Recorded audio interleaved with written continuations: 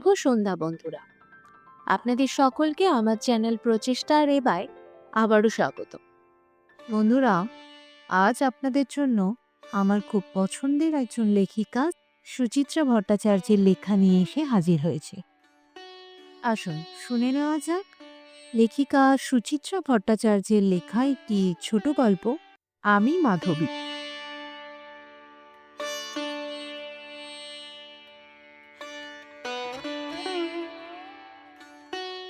শুরু করছি প্রচেষ্টার এবার আজকের নিবেদন, আমি মাধবী। আমি পুণ্যশ্লোক রাজা যযাতির মেয়ে মাধবী। মাতৃপরিচয় কি হবে জেনে? মা তো শুধুই গর্ভধারণের আধার, তার পরিচয় কোনো কাজে লাগে? আমি জন্মেছি অমিত বীর্য রাজা যযাতির ঔরসে, এই আমার একমাত্র পরিচয়।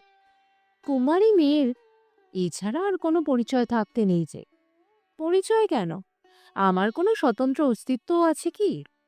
মনে পড়ে এক বসন্তের সকালে আমি তখন সদ্য যুবতী রাজপুরীর বাগানে প্রিয় সখীদের সঙ্গে ফুল কুড়োচ্ছি। রাজসভায় ডাক পড়ল আমার। গিয়ে দেখি ভারী গম্ভীর মুখে সিংহাসনে বসে আছেন বাবা, কিছুটা বুঝে বা চিন্তিত। সামনে ঋষির বেশে এক দিব্যকান্তি যুবক, পাশে তার এক মহাবলশালী পুরুষ।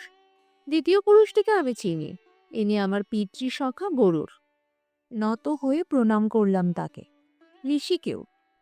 আমার আগমনে সভায় ঈষৎ চাঞ্চল্য দেখা দিল। রাজার ভুরুর কুঞ্চন যেন শিথিল সামান্য। মন্দ্রস্বরে বললেন, শোনো মাধবী, সখা গরুর ঋষি গালবকে আমার কাছে নিয়ে এসেছেন। ঋষি গালব আমার কাছ থেকে এমন কিছু চান যা এরা দেশে দেশে ঘুরেও পাননি।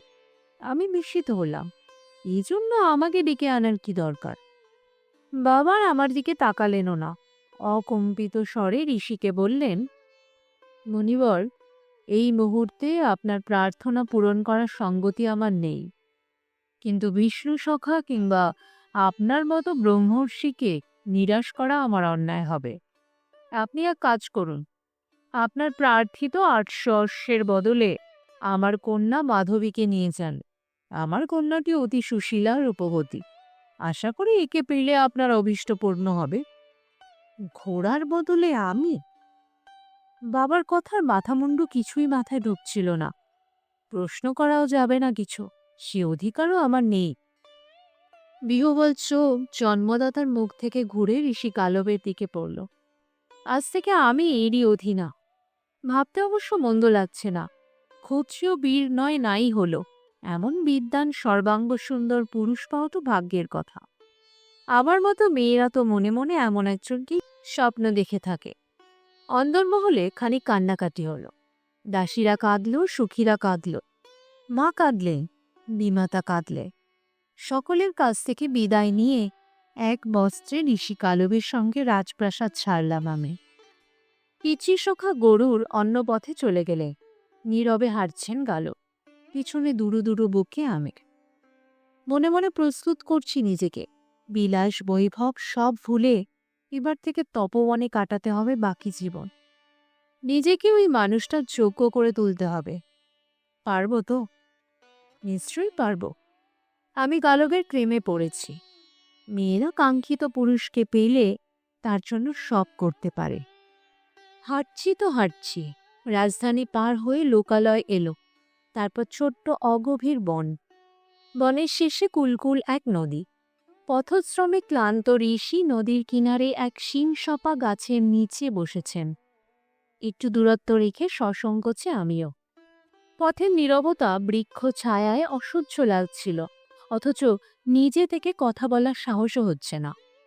একসময় মরিয়া হয়ে বলে ফেললাম, ঋষিবর, আমি কি আপনার সেবা করব? গালব হাসলেন সামান্য, মাথা নেড়ে বললেন, না, দরকার নেই, একটু পরেই উঠব আমরা। কি মধুর কণ্ঠস্বর! আমি বিগলিত গলায় বললাম, আমরা কি নদীর ওপারে যাব? হ্যাঁ। আপনার আশ্রম কি এখান থেকে বহু দূর? হুম। কথা বলছেন গালব, কিন্তু তার দৃষ্টি আমার দিকে নেই। বহতা নদীতে স্থির। ঈষৎ লাস্য আনলাম গলায়। আপনি এত গম্ভীর কেন ঋষি? আমাকে কি আপনার পছন্দ নয়? গালব যেন একটু বিরক্ত হলেন। ক্ষণেক আমাকে দেখেই আবার তার চোখ নদীতে। রুক্ষ স্বরে বললেন, শোনো যজাতির মেয়ে, এটা রঙ্গরসিকতার সময় নয়। তুমি কি জানো কি কারণে তোমায় নিয়ে এসেছি? আর একটু চপল হলাম। জানি, ৮০০ ঘোড়ার বদলে আপনি আমায় গ্রহণ করেছেন। ভুল। ৮০০ ঘোড়ার বদলে নয়, ৮০০ ঘোড়ার জন্য তোমাকে আনা হয়েছে। মানে? ও, তার মানে রাজা যযাতি তোমায় সব খুলে বলেননি। পলকেচ্ছন্ন কালো অন্যমনস্ক উঠে পড়লেন, পায়ে পায়ে গেলেন নদীর ধারে। আজরা ভরে মুখে চোখে জল ছেটালেন। ফিরে এসে দাঁড়িয়েছেন সামনে। স্পষ্ট কথা স্পষ্টভাবে শুনে নাও যযাতির মেয়ে, আমি তোমাকে গ্রহণ করার জন্য আনিনি, অন্তত এই মুহূর্তে। আমার জন্য তোমায় একটা কাজ করতে হবে, কঠিন কাজ। আমার বুক থরথর। অস্ফুটে বললাম, আজ্ঞা করুন। আমার গুরু বিশ্বামিত্র আমার কাছে ৮০০টি দুর্লভ ঘোড়া গুরুদক্ষিণা চেয়েছেন। এমন ঘোড়া যাদের গায়ের রং ধপধপে সাদা, কিন্তু একটি কান শ্যামবর্ণা। অযোধ্যার রাজা হর্ষস্যের কাছে এমন ঘোড়া আছে শুনেছি, তবে খবর পেয়েছি তিনি তা এমনি এমনি দেবেন না। বিনিময় হর্ষস্য এমন এক নারী চান যে তাকে রাজচক্রবর্তী পুত্র উপহার দিতে পারে। আমি এখন তার কাছেই যাব। যদি তিনি তোমাকে পছন্দ করেন তবে তার হাতে তোমাকে তুলে দিয়ে আমার ঘোড়া সংগ্রহ করব। আমি স্তম্ভিত, বাকরুদ্ধ। এ কি বলছেন গালব? মেয়ে হতে পারি, কিন্তু মানুষ তো বটে। ইনি আমাকে ভাড়া খাটাতে চান? ছি ছি। সম্বিত ফিরতে সোজাসুজি তাকালাম। আমার বাবা এসব জানেন? অবশ্যই, তিনিই তো আমাকে পরামর্শটা দিলেন। রাগে দুঃখে অভিমানে চোখে জল এসে গেল। আমার জন্মদাতাই জেনে শুনে। কোনো ক্রমে বললাম, তার মানে এখন আমায় অযোধ্যায় জীবন কাটাতে হবে? অন্তত যতদিন না তুমি পুত্র প্রসব করো ততদিন। তারপর? গালবের ঠোঁটে বিচিত্র হাসি ফুটল। কোমল স্বরে বললেন, তারপর আমি তোমাকে ফেরত নিয়ে আসতে পারি। সত্যি আনবেন? আনতেই হবে, তোমার দায়িত্ব যখন আমার। আশ্চর্য নারীর মন। কথাটা শুনেই কোত্থেকে যেন আশার দীপ্তি চলে উঠল বুকে। কে এক কুহকিনী কানের কাছে ফিসফিস করে বলল, কাঙ্ক্ষিত পুরুষকে বিপদে সাহায্য করা নারীর ধর্ম। ঘৃণা বৃত্তি ভুলে চোখ কান বুজে কটা দিন কাটিয়ে দে, তারপর তো গালব দৌড়ি। ধন্য আশা কুহকিনী, ধন্য পুরুষের প্রতি নারীর আকর্ষণ। আবার শুরু হলো আমাদের যাত্রা। নদী, পাহাড়, অরণ্য, জনপদ পার হয়ে পৌঁছলাম অযোধ্যায়। রাজা হর্ষেশ্বর সভায় আমাকে নিয়ে গেলেন।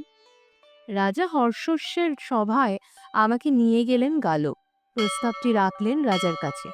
হর্ষস্য আমাকে খুঁটিয়ে খুঁটিয়ে দেখলেন, যেমনভাবে কোনো বিক্রয়যোগ্য পশুকে দেখে কোনো বণিক, অনেকটা তেমনভাবে। মুখে হাসি ফুটল। না, বলতেই হয় এ মেয়ে ভারী সুলক্ষণা। মনে হচ্ছে আমি যা চাই এ তা আমায় দিতে পারে। কিন্তু আপনার শুল্ক তো আমি পুরোপুরি মেটাতে পারবো না মণিবর। ওরকম ঘোড়া আমার কাছে আছে বটে, তবে মাত্র ২০০। এতে কি আপনার চলবে? এ যে রীতিমতো দরাদরি। আমার গা ঘিন ঘিন করে উঠল। দাঁতে দাঁত চেপে তবু দাঁড়িয়ে আছি, শুধু গালবের মুখ চেয়ে। গালবের মুখ পাংশু হয়ে গেছে, আমার কথা ভেবে নয়, অন্য চিন্তায়। একান্তে ডাকলেন আমাকে। অস্থির স্বরে বলে উঠলেন, এখন আমার কি হবে যযাতির মেয়ে? গুরুদক্ষিণা মেটাতে না পারলে আমি যে পাতকী হব। ইহলোকেও সুখ পাব না, মরার পরেও স্বর্গলাভের কোনো আশা থাকবে না। না, তোমাকে দিয়ে আমার কোনো কাজই হলো না। আমার সারা জীবনের শ্রম তপস্যা সব নিষ্ফল হয়ে গেল। কথা কটি তীরের মতো আমার মর্মমূল ভেদ করল। ক্ষণিকের জন্য পাথর হয়ে যাওয়া হৃদয়ে বিন্দু বিন্দু মায়া জমছিল ওই মানুষটির জন্য।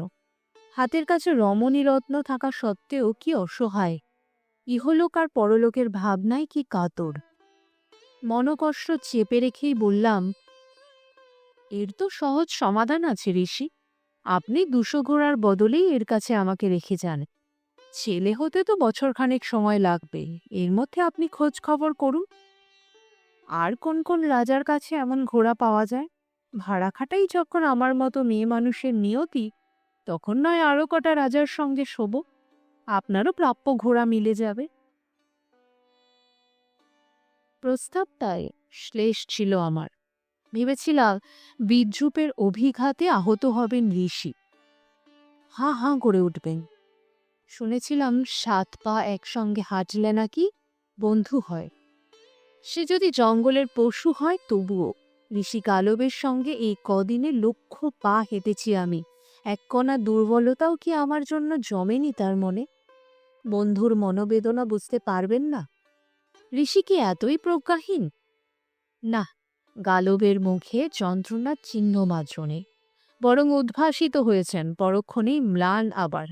কপালে ভাঁজ ফেলে বললেন, উপায়টা মন্দ বলনি, তবে এতেও সমস্যা আছে। আছে বুঝি? নেই? গালবের বিস্ময় যেন বাদ মানল না। তুমি তো রাজবংশের মেয়ে, জানো না? রাজারা কুমারী মেয়ে পছন্দ করেন। এক রাজার সঙ্গে 1 বছর কাটানোর পর অন্য রাজা তোমায় নেবেন? ধন্য পুরুষ। ভাড়া খাটার মেয়ে ছেলেও চাই, টাটকা কুমারীও চাই, একই অঙ্গে। সামান্য ছলনার আশ্রয় নিলাম এবার। হেসে বললাম, এই কথা? এই তো কোনো সমস্যাই নয়। অতি শৈশবে এক ব্রহ্মবাদী ঋষিকে আমি সেবায় তুষ্ট করেছিলাম। তিনি আমাকে একটা অদ্ভুত বর দিয়েছিলেন। বলেছিলেন, প্রতিবার সন্তান প্রসবের পর তুমি আবার কুমারী হয়ে যাবে। যা, এ আবার হয় নাকি? হয়। আপনাদের মতো পুরুষরা বর দিলে সবই হয়। সবই তো আপনাদেরই ইচ্ছা নির্ভর, চাওয়া নির্ভর। মনে মনে বললাম, শতশাস্ত্র অধ্যয়ন করেও আপনি কি অজ্ঞ ঋষি! এত জানেন আর এটুকু বোঝেন না? শরীর তো দূরের কথা, হৃদয়ে একজনের জন্য প্রণয় জাগলেই নারী আর কুমারী থাকে না। ঋষি গালব আনন্দের আতিশয্যে আমার হাত জড়িয়ে ধরেছেন। তুমি আমায় বাঁচালে যজাতির মেয়ে, কি বলে যে তোমায় কৃতজ্ঞতা জানাবো। থাক, শুধু কথা দিন আপনার অভীষ্ট সিদ্ধ হয়ে গেলে আমাকে আপনি। সে আর বলতে, আমি কি বুঝি না এমনভাবে জীবন কাটাতে মেয়েদের কত কষ্ট হয়। গালব চলে গেলেন। আমার ঠাঁই হলো রাজা হর্ষস্যের অন্তপুরে। শুরু হলো আমার নদীর জীবন। বয়ে চলেছি, বয়েই চলেছি। দিন যায়, কিভাবে যে যায় সে শুধু আমিই জানি। একে একে 3 রাজার শয্যা সঙ্গিনী হলাম আমি। হর্ষস্যের পরে কাশীরাজ দিবদাস, তারপর ভোজরাজ উশিনর। এরা প্রত্যেকেই মহৎ, কিন্তু পৃথক ধরনের মানুষ। হর্ষস্যের দান ধ্যানের সুনাম আছে। দিবদাস বীর, উশিনর সত্যের পূজারী। শুধু একটি বিষয়েই 3 জনের ভীষণ মিল। মাত্র 200টি ঘোড়ার বিনিময়ে একটি নারীকে ভোগ করতে কারো মনে এতটুকু দ্বিধা নেই। কে জানে, হয়তো এর মধ্যেও ধর্মের কোনো গূঢ় রহস্য লুকিয়ে আছে। সে যাই হোক, এদের কার্যসিদ্ধি হয়েছে। প্রকৃতির নিয়মে এদের প্রত্যেকের গৃহেই আমি গর্ভবতী হয়েছি। 3 জনকেই উপহার দিয়েছি একটি করে পুত্র। হর্ষস্যের ঘরে বসুমনা, দিবদাসের প্রাসাদে প্রতর্দন, উশিনরের রাজপুরীতে শিবি। প্রতিটি জন্মের সংবাদই যথাসময়ে পৌঁছেছে আমার বাবার কানে। আশ্চর্য, তিনিও দৌহিত্র লাভ করে নাকি মোহিত। 3 সন্তানকেই দুধমার গাছ ছেড়ে রেখে এসেছি আমি। প্রথমবার যখন অযোধ্যা থেকে গালব আমায় নিতে এলেন, বসুমানার জন্য আমার বুক ফেটে যাচ্ছিল। অতটুকু দুধে শিশু ফেলে যাই কোন প্রাণে? হর্ষস্যকে বললাম, ছেলে এখন আমার কাছে থাক, একটু বড় হলে ফিরিয়ে দিয়ে যাব। তিনি সম্মত হলেন না। তার ছেলে অন্যের ঘরে প্রতিপালিত হবে? অসম্ভব। পশু পাখির জগতে শিশু মায়ের, মানুষের জগতে নয়। আমার বুকের দুধ যন্ত্রণার পুঁজ হয়ে জমে গেল, শুকিয়ে মরে গেল 3-3 বার। উশিনরের প্রাসাদ থেকে বেরিয়ে গালককে বললাম, এখনো তো আপনার 200 ঘোড়া সংগ্রহ বাকি, এবার কোথায়? গালককে সেদিন একটু যেন বিমর্ষ দেখাচ্ছিল। হতাশ স্বরে বললেন, আমার চেষ্টা বোধহয় সফল হলো না, সমস্ত শ্রম আমার ব্যর্থ হয়ে গেল। গালবের শ্রম? হাসি পেল। তবু প্রশ্ন করলাম, কেন, কি হলো? মহা সমস্যায় পড়ে গেছি। কালই গরুর আমার কাছে এসেছিলেন। তিনি এক নতুন সংবাদ নিয়ে গেলেন। এই যে সব দুর্লভ অশ্ব, এ সবই নাকি আগে মহর্ষি ঋচিকের ছিল। তিনি এদের পেয়েছিলেন বরুণালয়। তার কন্যা সত্যবতীর বিয়ের সময় মহর্ষি ঋচিক কান্যকুজরাজ গাধিকে এরকম 1000টি ঘোড়া যৌতুক দিয়েছিলেন। মহারাজ গাধি ঘোড়াগুলোকে নিজের কাছে রাখেননি, সবই তিনি ব্রাহ্মণদের দান করে দেন। সেই ব্রাহ্মণরা যখন ঘোড়া নিয়ে ফিরছিলেন, তখন হর্ষস্ব দিবদাস আর উশিনর তাদের কাছ থেকে 200টি করে ঘোড়া কিনে নিয়েছিলেন। বাকি 400 পথে চুরি হয়ে যায়। অর্থাৎ এরকম ঘোড়া আর আমার পাওয়ার সম্ভাবনা নেই। গরুর অবশ্য বলেছিলেন, তুমি এই 600 ঘোড়াই গুরুদেব বিশ্বামিত্রকে দক্ষিণা দিয়ে যাও। তোমার অসুবিধের কথা খুলে বললে তিনি নিশ্চয়ই বুঝবেন। পলকেচ্ছন্ন অন্তরে যেন মুক্তির স্বাদ পেলাম। উজ্জ্বল মুখে বললাম, বিষ্ণু সখা গরুর যা বলেছেন তাই করুন তবে। তা কি করে হয় যজাতির মেয়ে? গুরু দক্ষিণা পুরো না দিলে আমার শিক্ষা সম্পূর্ণ হয় কি করে? বলতে বলতে অপাঙ্গে আমার দিকে তাকালেন। একটা বুদ্ধি অবশ্য মাথায় এসেছে, জানি না তাতে লাভ হবে কিনা। কি? আমার গলা কেঁপে গেল। যদি অবশিষ্ট ঘোড়ার বদলে গুরুদেব তোমায় রাখেন। না না, এ বোধহয় হয় না। গুরুদেব হয়তো এতে আহত হতে পারেন, তিনি তো ঘোড়াই চেয়েছেন। স্ত্রীলোকে কি তিনি সন্তুষ্ট হবেন? 3 রাজর্ষির শয্যা আমাকে অনেক কিছুই শিখিয়েছে। মনে মনে বললাম, খুব হবে।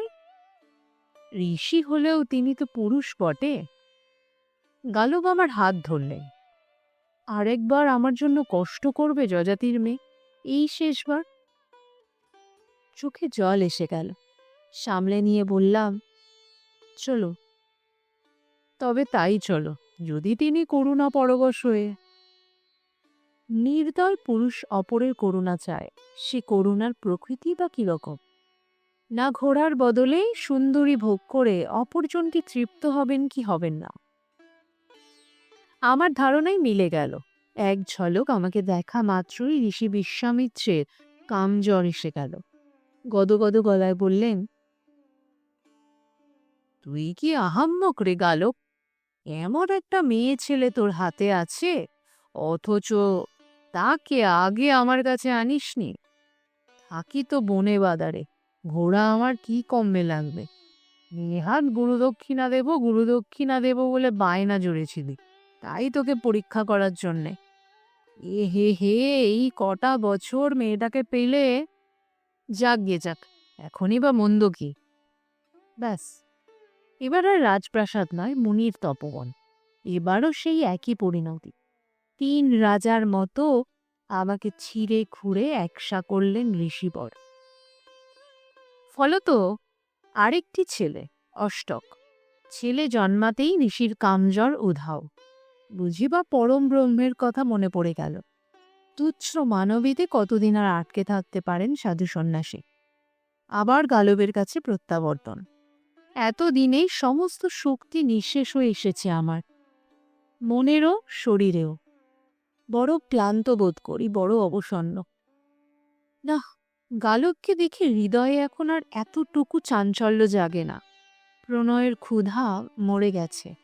প্রথম প্রেম এখন দূরের স্মৃতি। তবু মনে একটা ক্ষীণ স্বস্তি। যাক, আর ভেসে বেড়াতে হবে না।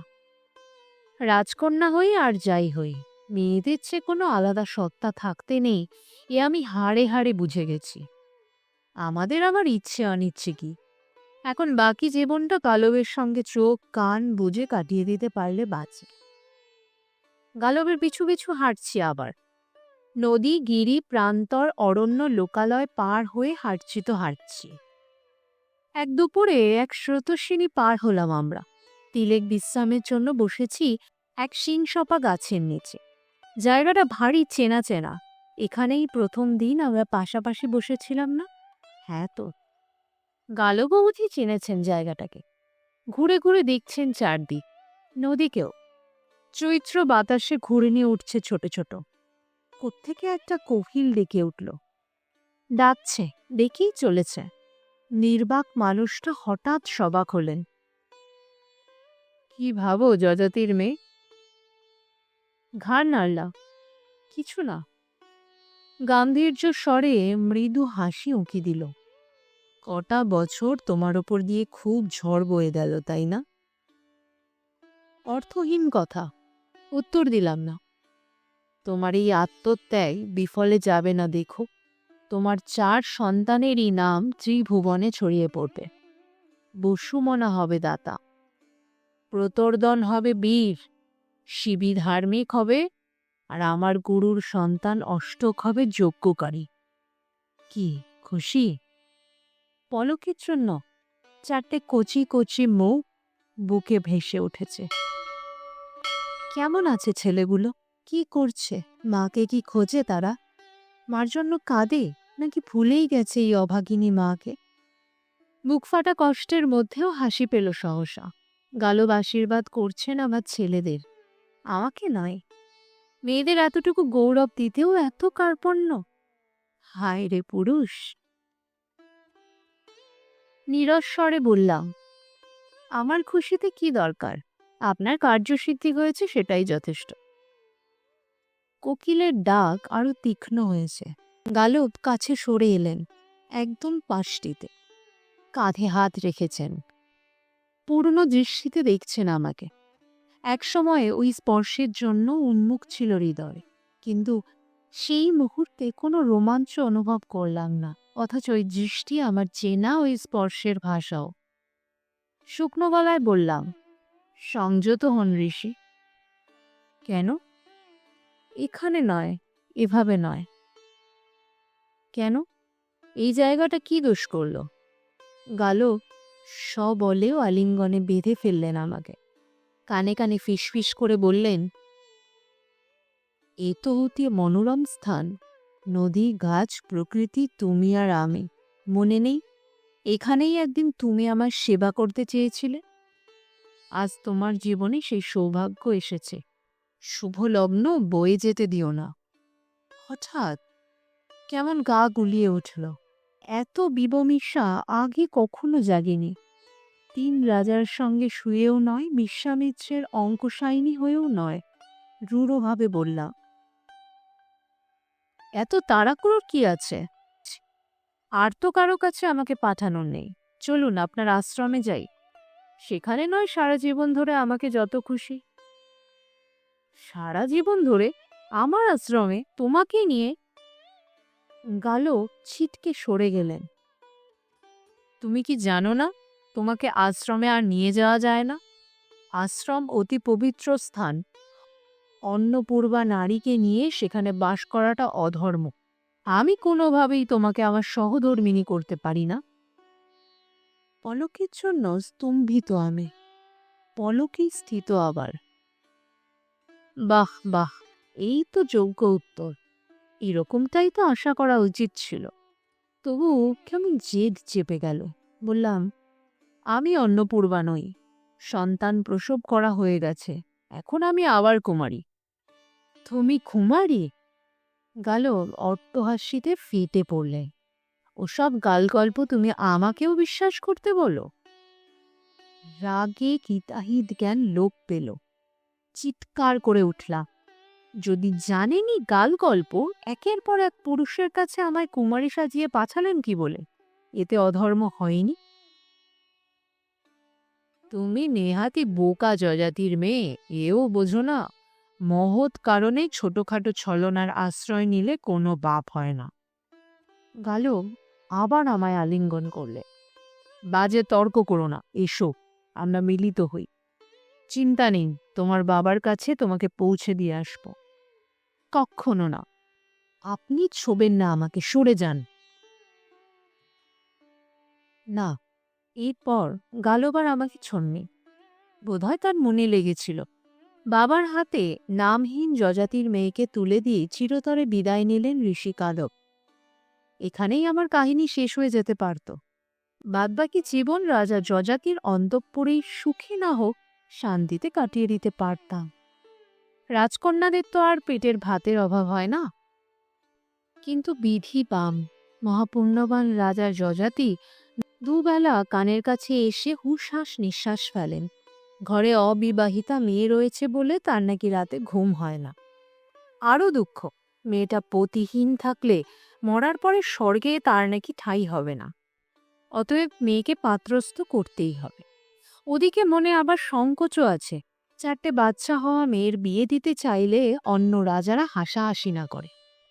অনেক ভেবেচিন্তে 5 ছেলের সঙ্গে পরামর্শ করতে বসলেন রাজা। শেষ পর্যন্ত নিজেরা একটা উপায়ও বার করে ফেললেন। আমাকে ডেকে হুকুম জারি করা হলো, প্রস্তুত হও, তোমার স্বয়ম্বর সভার আয়োজন করা হয়েছে। আতকে উঠে আপত্তি জানাতে গেলাম, কেউ কর্ণপাত করল না। গঙ্গা যমুনার সঙ্গমস্থলে প্রয়াগ তীর্থে নাকি সভা ডাকা হয়ে গেছে, আমাকে যেতেই হবে। তার রাজপ্রাসাদ থাকতে ওখানে কেন? না, প্রয়াগ তীর্থ অতি পুণ্য স্থান, ওখানে স্বয়ংবরা হলে আমার দোষ কেটে যাবে। বাবা যেটা মুখে বললেন না সেটা হলো, দোজবর হোক তেজবর হোক, একটা বোকাশোকা ভালো মানুষ রাজা কপালে জুটে গেলে এবারকার জীবনটা আমার তরে গেল। আজ সেই শুভ দিন, প্রয়াগ তীর্থের এক আশ্রমে আনা হয়েছে আমাকে। এখানেই বসছে স্বয়ংবরা সভা। বাবা নিজে আসেননি, রাজকাজে ব্যস্ত, হতেও পারি নাও হতে পারে, সত্যি মিথ্যে আমি জানি না। আয়োজনে অবশ্য কোনো ত্রুটি নেই। আমার 2 দাদা যদু আর পুরু নিজেরা উদ্যোগ নিয়ে আশ্রম সাজিয়েছে, রাজকীয় মঞ্চ বানিয়েছে, ফুলে গন্ধে আমোদিত হয়ে আছে 10 দিন। লোক লস্কর সেপাই সান্ত্রী ছুটে বেড়াচ্ছে অবিরাম। আগত রাজাদের আপ্যায়নে যেন কোনো ফাঁক না থাকে। অবাক কাণ্ড, 4 ছেলের মাকে বিয়ে করতে রাজাও কিছু ছুটে এসেছেন বটে, এমনকি নামযক্ষ গান্ধর্বরাও উপস্থিত। এত লোক আমাকে পেতে আগ্রহী কেন? রাজার মেয়ে বলে? নাকি পুত্রদায়িনী সুলক্ষণা মেয়ে মানুষ হিসেবে প্রমাণিত হয়েছে তাই? একটু আগে সখীরা আমায় বধূ সাজে সাজিয়ে দিল। ঋষিকন্যারা বরমালা গেঁথে ধরিয়ে দিয়েছে হাতে। এবার সভায় গিয়ে পছন্দসই কাউকে পরাতে হবে সে মালা। কাকে পরাবো এই মালা? কোনো হর্ষস্ব দিবদাস অশ্বিনর, অথবা বিশ্বামিত্রকে, অথবা কোনো গালককে? এদের একজনকেও না বাছার স্বাধীনতা আজ আমার আছে। কিন্তু তারপর বাবার কাছে থাকা, সেও তো পুরুষের আশ্রয়েই থাকা। বাবা মারা গেলে ভাইদের আশ্রয়, তারাও তো পুরুষ। অপেক্ষা করব ছেলেরা বড় হয়ে মাকে নিয়ে যাবে। হায়, ততদিনে তারাও তো এক একটা আস্ত পুরুষ মানুষ হয়ে যাবে। কোনো পথ নেই, কোনো পথ নেই। জঙ্গলে যাব? বাঘ ভাল্লুক শিয়াল কুকুরদের জগৎ কি মানুষের সমাজের চেয়ে হীন কিছু হবে? ভাবছি আমি, ভাবছি মালা আমার হাতেই শুকিয়ে গেল।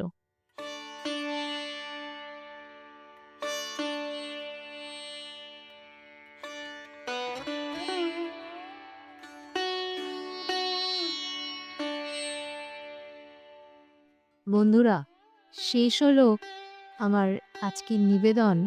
সমকালীন বাস্তব চিত্র তুলে ধরা লেখিকা সুচিত্রা ভট্টাচার্যের লেখা একটি ছোট গল্প আমি মাধবী।